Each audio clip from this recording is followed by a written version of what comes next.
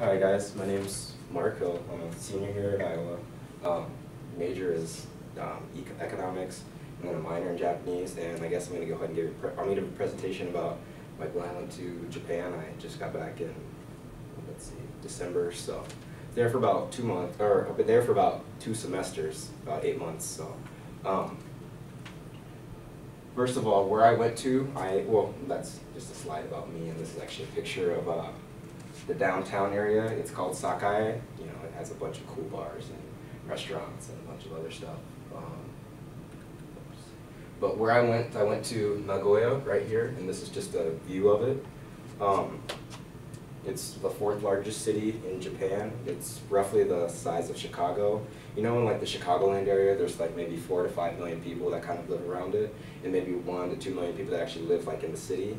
Same type of deal. There's, you know, in the Nagoya land area, there's 5 to 6 million people, and then maybe 1 to 2, I guess, that live in the middle of it. So, and then again, this is just kind of to show how big it is. So first of all, you might be wondering, well, why'd you pick Nagoya? Why'd you pick this? The college I went to was Chukyo.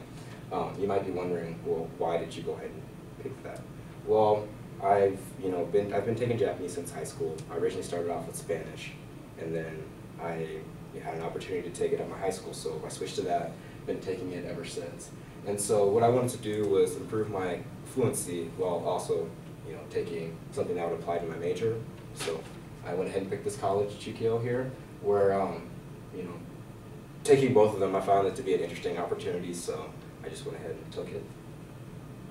And here's inside of the Chukyo. It's 8 stories, roughly. There's about 10,000 people that are just like on this building. And then they have another campus, which is really, really wide, which has like, they have their athletics, they have math and science. It's also right next to Toyota. It's the Toyota, the plant. The reason, I guess like, they have it out there is just because that's one of the few areas that have actually like a lot of open space. And one thing that Nagoya is known for is the fact that that's where Toyota's like headquartered. So they have all their factories, all their plants, and it makes, I guess it creates like a, I'd want to say like an economic area, like a pretty high standard of living for that area anyways, just because a lot of people, you know, work in Toyota, and you know, Toyota's the #1 manufacturer of cars in the world, so. When I got there, basically, this was the type of like party I got to. There was people from all over the world, or actually all over, really. This guy right here, he's from Finland. I met a couple people from South Korea. A person was from South Carolina. A couple of people were from California. It was really cool.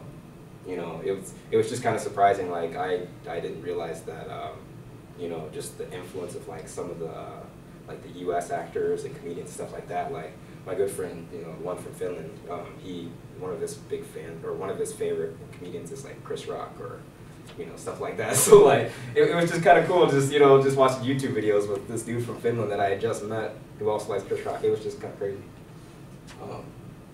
And so this is kind of where I stayed at. It's about this size. It has a bathroom inside.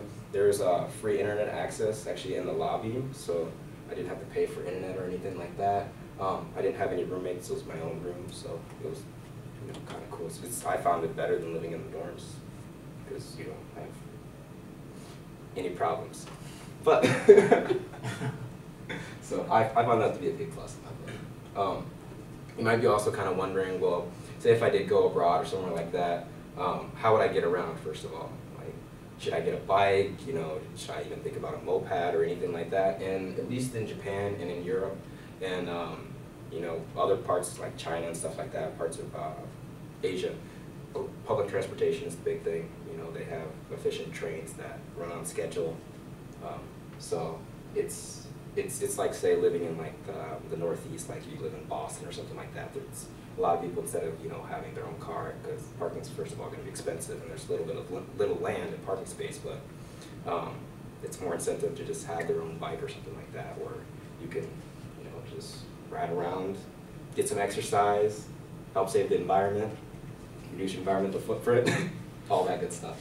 So, but then again, say if you do think about somewhere like Africa or like say Central America, Latin America, or like Panama or Cuba or any other places like that, then you probably would maybe want to get a bike instead of relying on public transportation or a moped or even rollerblades if that's what your thing is. So this was kind of another picture of where I was showing area, the Sakai area, where they have like a bunch of bars, not a bunch of bars, but they also have a lot of restaurants. They've got a lot of shops, Tommy Hilfiger, Louis Vuitton, like all the name brands. They have them in the area, and this is actually kind of a cool area right here where they'd have like a lot of like shows, like concerts and stuff like that. It was called Oasis 21. I don't know why, but they would just have like palm. I guess just because it's like they kind of wanted to create like an oasis in the middle of the area, so they have like fake palm trees, like man-made palm trees and stuff like that, and just I don't know, it was pretty cool. And then I believe this is like Nagoya Dome where they'd have like a bunch of like concerts come through. They would have maybe like the Fugees or someone come by, or they had like it wasn't just Japanese, so they'd have a lot of ones from like outside of Japan come and put on a performance. Some of the people that I kind of met when I was there, I met another guy that was from New York, and then there's some people that were from California. I met, I believe I met a couple people from Mexico that were there. I met some Australians. Then I met a person from France when I was there. So like just the amount of people that you can meet just from all over was kind of cool. And actually I did end up meeting a couple black people from, I believe another one was from New York and another one came from North Carolina. So I don't know, it's like well, it's almost like a mini UN up in this restaurant. So. But so I guess like one of the things that I think is a big thing about studying abroad, what can you get out of it? Obviously you learn more about yourself, how you can handle another environment and stuff like that without the support network from home. It's like you got to start all over. So like when you just come to college, you kind of start all over. It's like the same type of thing, but you learn more to be an adult, stand on your own 2 feet. You learn more about cultural competency, like cultural values and stuff like that of like, another country. You get better at your language skills. So, and there's also, you get to see like historical sites, like we went to, let's see, this one area was like I believe it had like 1,000 Buddhas or something like that.